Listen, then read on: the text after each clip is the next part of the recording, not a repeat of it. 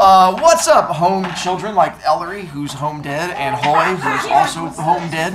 And that's the same thing as being home dead. He's not here. It's the same thing. Dead on the inside. I love you, Christian. Stop being dead on the inside or any other side. Alright, yeah, you're making it creepy again. Let's see, there, we haven't got to today's shirt. Kings Island, again, you have till Friday, then I turn it in for those of you who are wanting to join us for the Honor Society trip. And there we go there. Talked about that already, that starts next week. I'm fine. So, checkpoint. For those of you who have asked, you are more than welcome to read on if you want, and there'll be little bits that we'll get a chance to do. For the most part, I'm not, after we finish chapter 1, I will do little bits I read with you, like scenes, but not like reading a whole bunch together. So your next checkpoint is going to be to get to the end of of chapter 4, and that'll be, I'll give you guys the quiz Thursday that you get to take home, so technically you can wait until Thursday evening to get that far. And then your next checkpointy thing will be page 142 on Friday, and there is a scene on page 142 I plan to read to you. So that'll be the next checkpoint, and that'll be Friday. Wyland. What is it? That's what my regular kids are reading. That was then, this is now. Well, that was then, this is now. Is it like a horror? Is it who what? Like a horror? It's the it's the sequel to Outsiders. If you considered Outsiders a horror book, then yes. If not, then scary. Yes. Most things dealing with kids are. Let's see. So we got to, we got to the creepy scene that we get to talk about. Let's see.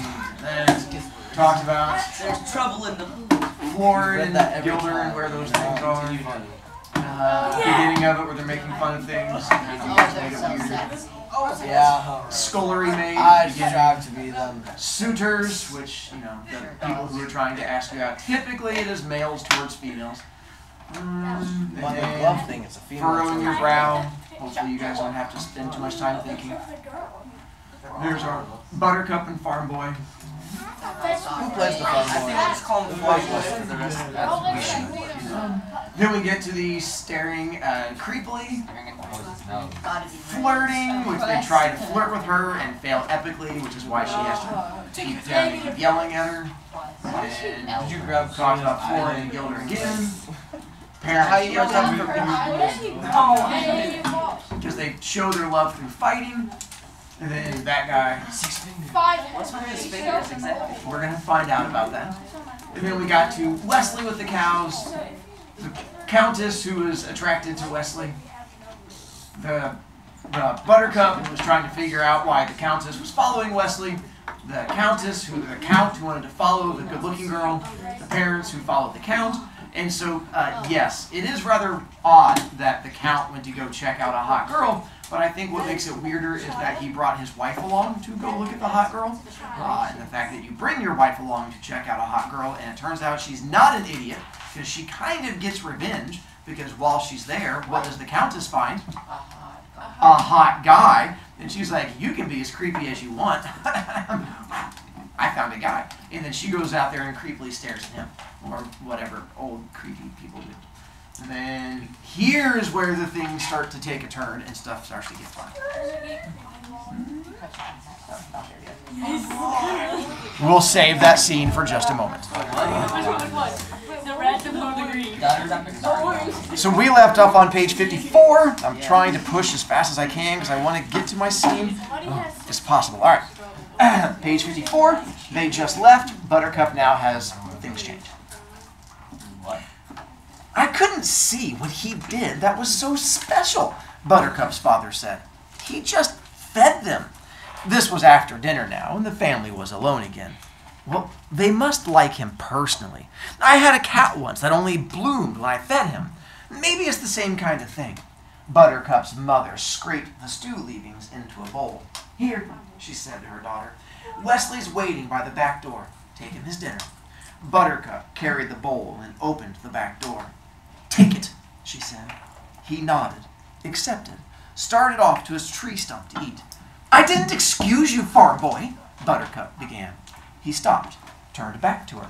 I don't like what you're doing with Horse. What you're not doing with Horse is more to the point. I want him cleaned tonight. I want his hoofs varnished tonight. I want his tail plaited and his ears massaged this very evening. I want his stables spotless now. I want him glistening, and if it takes you all night, it takes you all night. As you wish. She slammed the door and let him eat in darkness. I thought Horace had been looking very well, actually, her father said. Buttercup said nothing. You yourself said so yesterday, her mother reminded her. I must be overtired, Buttercup managed. The excitement and all. Oh, rest then, her mother cautioned. Terrible things can happen when you're overtired. I was overtired the night your father proposed. Zing! Sorry, not my favorite part, but that is a great insult. 34 to 22 and pulling away. Buttercup went to her room. She lay on her bed. She closed her eyes. And the Countess was staring at Wesley. Buttercup got up from bed. She took off her clothes. She washed a little, got into her nightgown. She slipped between the sheets, snuggled down, closed her eyes. The Countess was still staring at Wesley. Buttercup threw back the sheets, opened her door. She went to the sink, lay by the stove, and poured herself a cup of water. She drank it down. She poured another cup and rolled its coolness across her forehead. The feverish feeling was still there. How feverish? Well, she felt fine. She was 17 and not even a cavity. She dumped the water firmly into the sink, turned, marched back to her room, shut the door tight, went back to bed. She closed her eyes. The Countess would not stop staring at Wesley. Why? Why in the world would the woman in all the history of Florence, who is in all ways perfect, be interested in the farm boy? Buttercup rolled around in bed. There simply was no other way of explaining that look. She was interested. Buttercup shut her eyes tight and studied the memory of the Countess. Clearly, something about the farm boy interested her. Facts were facts, but what? The farm boy had eyes like the sea before a storm. But who cared about eyes? And he had pale blonde hair, if you like that sort of thing. And he was broad enough in the shoulders, but not all that much broader than the Count, and certainly he was muscular. But anybody would be muscular who slaved all day, and his skin was perfect and tan. But that came again from slaving in the sun all day. Who wouldn't be tan?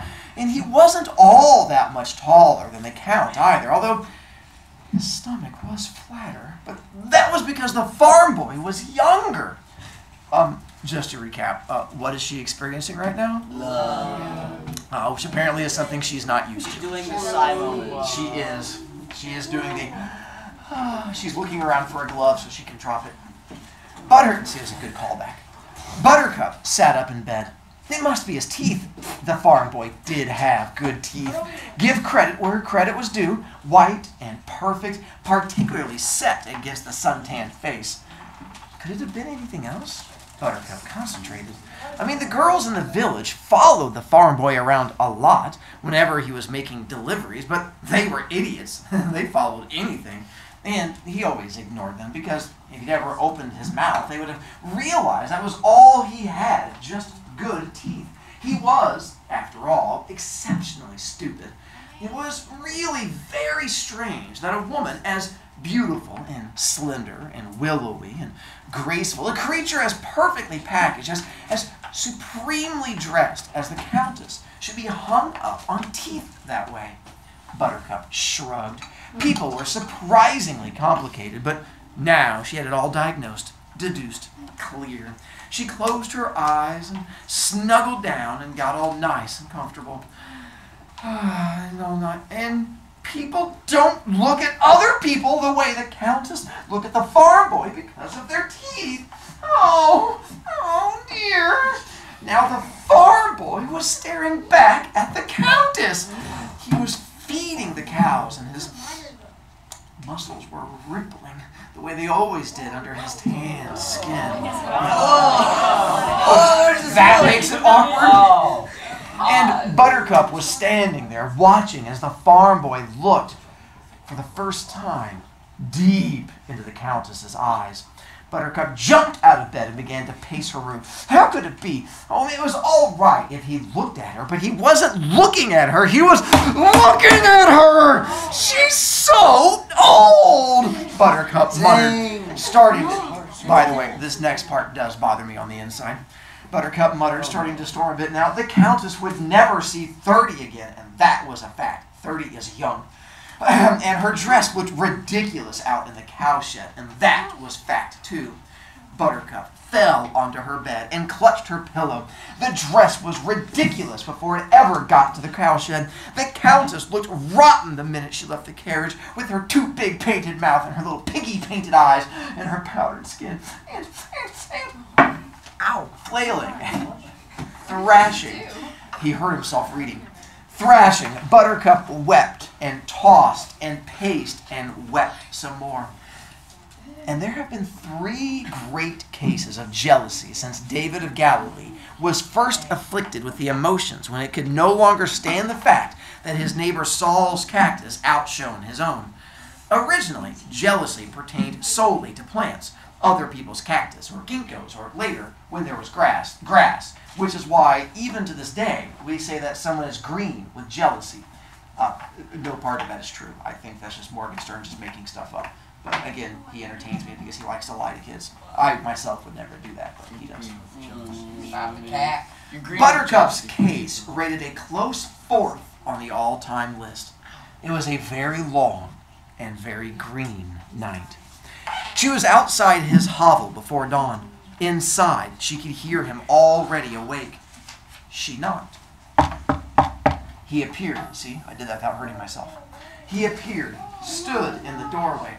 Behind him, she could see a tiny candle and open books. He waited. She looked at him. Then she looked away. He was too beautiful. I love you, Buttercup said. I know this must come as something of a surprise, since all I've ever done is scorn you and degrade you and taunt you, but I have loved you for several hours. By the way, this is the most teenage declaration of love I think I have ever seen. Several hours. And I have loved you for several hours. Straight face. Several hours now, and every second more. I thought an hour ago that I loved you more than any woman has ever loved a man. But a half hour after that, I knew that what I felt before was nothing compared to what I felt then. But 10 minutes after that, I understood my previous love was a puddle compared to the high sea before a storm. Your eyes are like that, did you know? Well, they are. How many minutes ago was I? 20? Had I brought my feelings up to then? It doesn't matter. Buttercup still could not look at him. The sun was rising behind her now. She could feel the heat on her back, and it gave her courage. I love you so much more now than 20 minutes ago that there cannot be comparison. I love you so much more now than when you opened your hovel door. There cannot be comparison. There's no room in my body for anything but you. My arms love you. My ears adore you. My knees shake with blind affection. My mind begs you to ask it something so it can't obey. Do you want me to follow you for the rest of your days? I will do that. Do you want me to crawl? I will crawl. What the sauce? Women's lip. I will be quiet for you, or sing for you.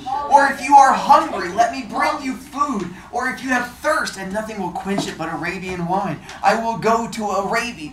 That's not a country. Even though it is across the world, and bring a bottle back for your lunch. Anything there is that I can do for you, I will do for you. Anything there is that I cannot do, I will learn to do. I know I cannot compete with the Countess in skills or wisdom or appeal. I saw the way she looked at you, and I saw the way you looked at her. But remember, please, she is old, 30's not old, and has other interests, while I am 17, and for me, there is only you. Dearest Wesley, I've never called you that before, have I? Wesley, Wesley, Wesley, Wesley, Wesley, darling Wesley, adored Wesley, sweet, perfect Wesley, whisper that I have a chance to win your love. And with that, she dared the bravest thing she'd ever done. She looked right into his eyes. He closed the door in her face.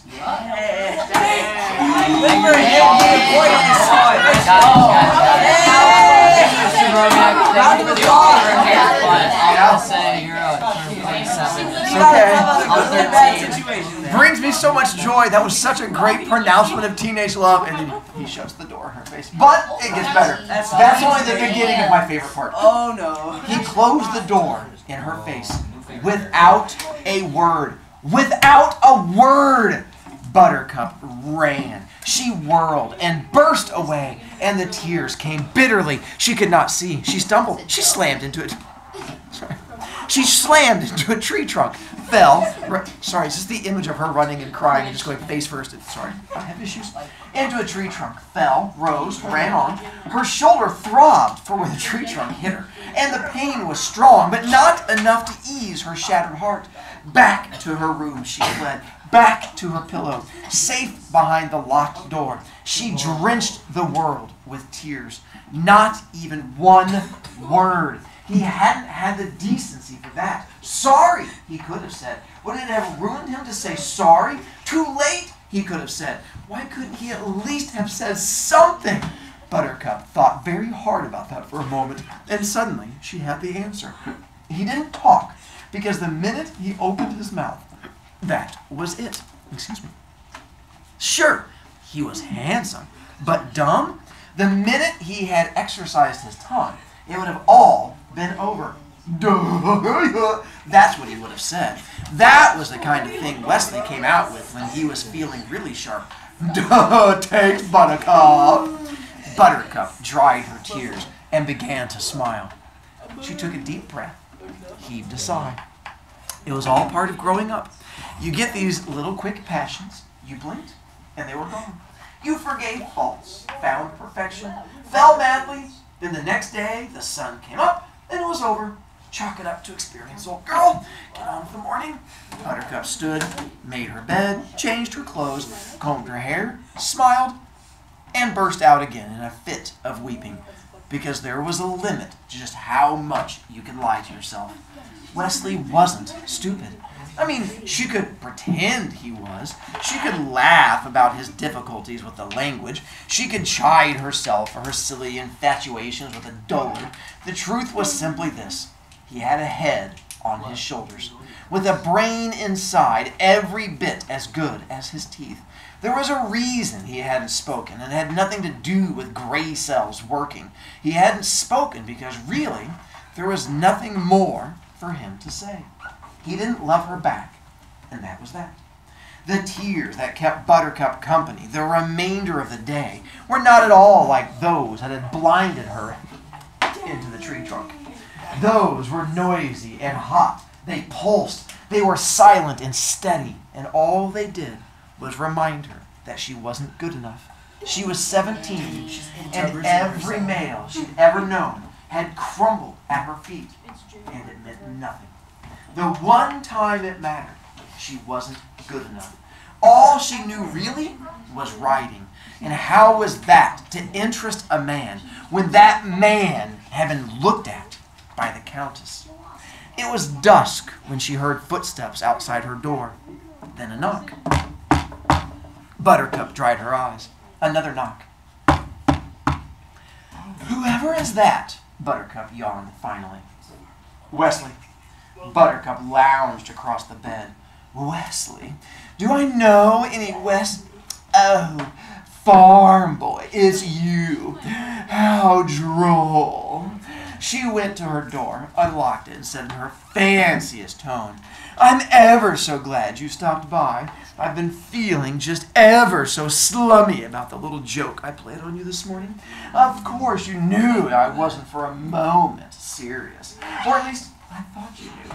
But then, just when you started closing the door, I thought for one dreary instant, perhaps I'd done my little jest a bit too convincingly.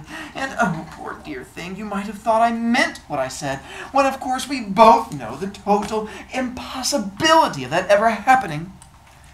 I've come to say goodbye. Buttercup's heart bucked, but she still held to her fancy. You're going to sleep, you mean? And you've come to say good night. How thoughtful of you, farm boy, showing me that you forgive me my little morning's tease. I certainly appreciate your thoughtfulness. And he cut her off. I'm leaving. Leaving, the floor began to ripple. She held the door frame. Now? Yes. Because of what I said this morning? Yes. Tomorrow, I'm going to read a bit more because I want to get to the end of the scene. Those of you who have read ahead probably know what's going to happen. If you've not read ahead, then we have quite the fun little surprise coming. Scared.